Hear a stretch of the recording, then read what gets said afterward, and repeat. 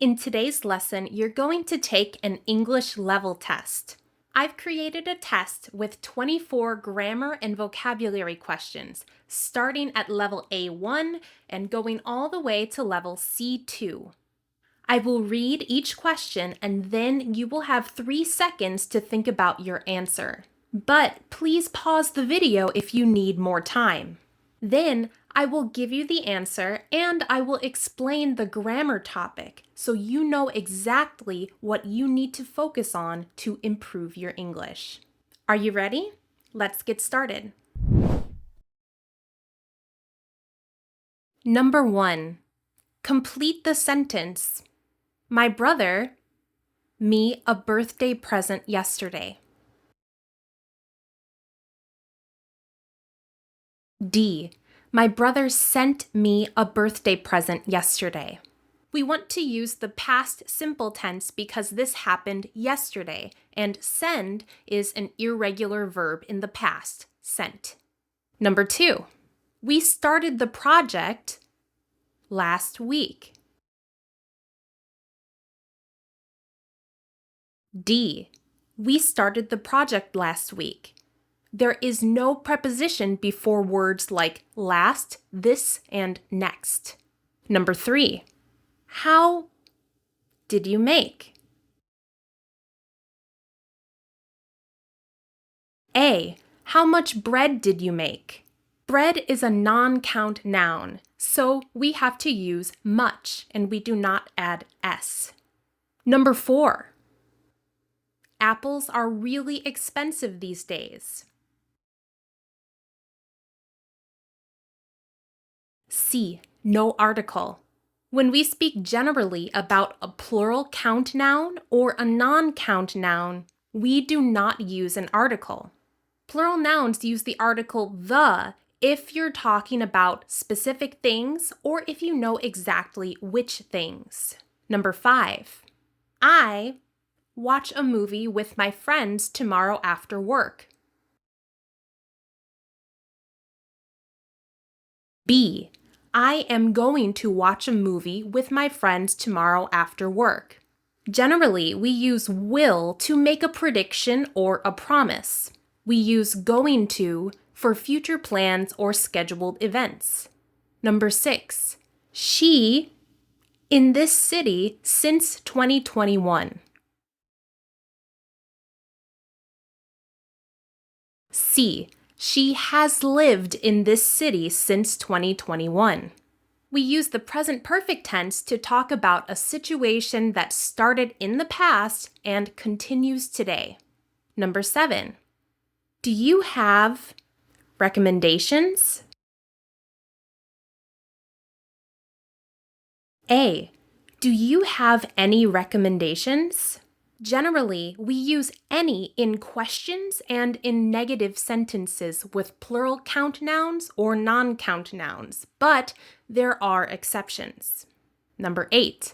Car A is car B. A. Car A is larger than car B. One-syllable adjectives like large and small become larger and smaller. Longer adjectives like dangerous and comfortable become more dangerous and more comfortable.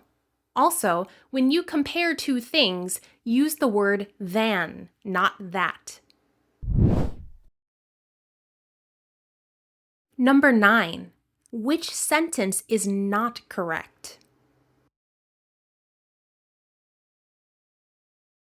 C. I enjoy to play video games is incorrect. Unfortunately, there is no rule to help us decide if a verb should be followed by an infinitive, which is to plus the base form of a verb, or a gerund, which is the ing form. We have to memorize particular verbs in English that can only be followed by a gerund. The verb like can take an infinitive or a gerund, but enjoy can only take a gerund. Number 10. Put the adverb so much in the correct location. D. I like Gina's lessons so much. There are two important things to remember here. First, never separate the verb and the object. This is an essential part of English word order. Also, adverb phrases like so much, a lot, or a little should be in the final position of the sentence. Number 11. If you don't know the definition of a word, you should in the dictionary. B. If you don't know the definition of a word, you should look it up in the dictionary. This is an example of a separable phrasal verb. If you need to review this, watch this lesson after you finish the test. Number 12. Use this information to create a question using the passive voice. When was the telephone invented? We use the passive voice to put the focus on the object, not on the person who does the action. Also, you get extra points if you can answer this question using the passive voice in the comments. Number 13. SpongeBob SquarePants is Gina's favorite cartoon, has been on TV since 1999. B. SpongeBob SquarePants, which is Gina's favorite cartoon, has been on TV since 1999. The relative pronoun which indicates that the following information is optional. You can omit this relative clause because it's not necessary to make a grammatically correct sentence. Number 14. John, me to call you. A. John told me to call you. Remember that you tell someone something, but you say something to someone. Most of the time, you don't need to say to someone if it's already clear from context. For example, I called John and he said that he would be late. Number 15. Replace the underlined part of the sentence with the correct causative verb. The manager won't allow us to bring our dog to the hotel. The manager won't let us bring our dog to the hotel. With the causative verbs let, have, and make, we don't use to, only the base form of the verb. Number 16. Do you remember the TV I was looking at last month? Well, now it costs $300 more. The TV when it was on sale. C. I should have bought the TV when it was on sale. We use the past modal verb should have or shouldn't have to express a regret about something that happened or didn't happen in the past. To regret something or to have regrets about something means to feel sad or disappointed about something that you did or did not do. Number 17. He's not worried about it, but... B. He's not worried about it, but he should be. Sometimes sounding more natural in English is not about using more words, but about omitting them. Elision is when you omit a word or a phrase to avoid sounding too repetitive.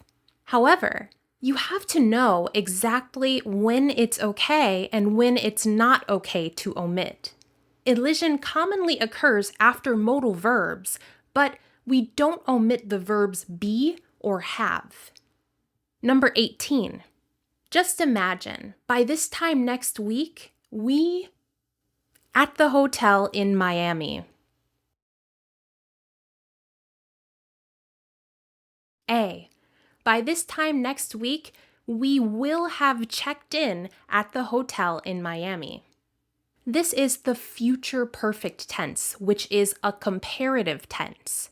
That means that one future action or event depends on the completion of another.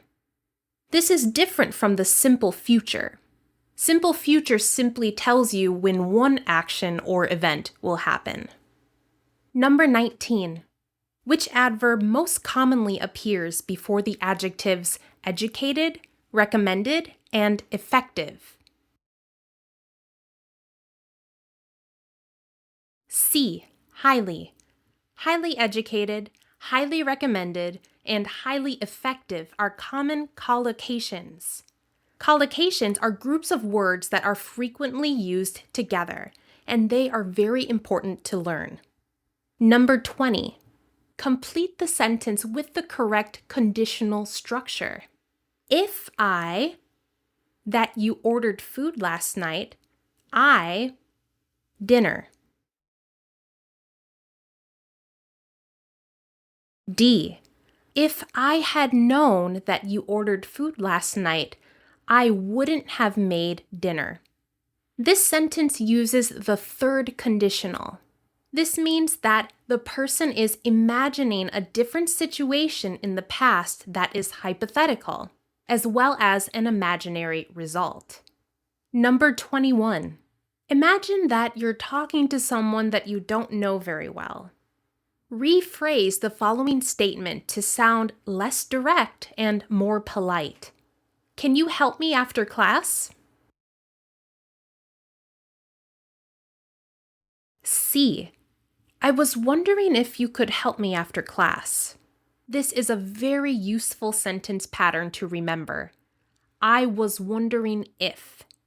This is an indirect way to ask for help, for a favor, or if you want permission to do something. As your English level improves, you will start to realize that the word please is not always polite. Choice A sounds too direct and a bit rude, especially if you're talking to someone you don't know. Number 22. His professor suggested that he, for the position as soon as possible. A. His professor suggested that he apply for the position as soon as possible. I know that this feels really unnatural. However, in the subjunctive mood, we only use the base form of the verb for all subjects.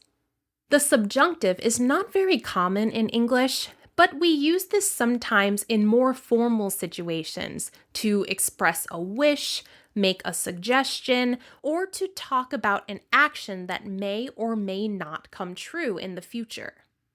Number 23. Replace the underlined part of the sentence with the correct alternative. I really appreciate the fact that you took time to talk to me yesterday. D. I really appreciate your taking time to talk to me yesterday. Yes, it's possible to use a possessive adjective plus a gerund. This is very common in formal writing and speaking. However, I want to show you that choice C is actually a common mistake made by native speakers.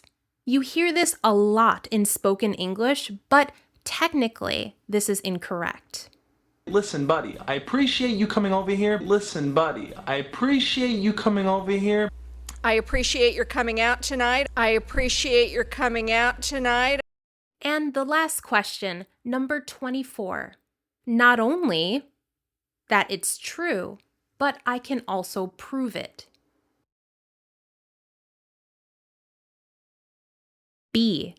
Not only do I know that it's true, but I can also prove it. This is a very advanced grammar topic called negative inversion. We use this and other types of inversion to add emphasis.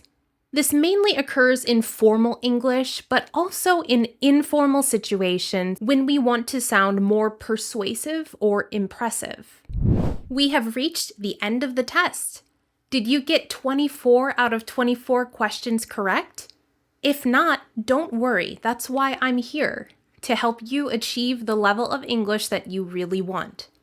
Let me know in the comments what your score was. Also, tell me if you would like a more detailed lesson about any of the topics I showed you today. If you enjoyed this lesson and you want more, please like this video and subscribe to my channel. Thank you so much for watching. I'm Gina, this is Your World in English, and I'll see you in the next lesson. Bye!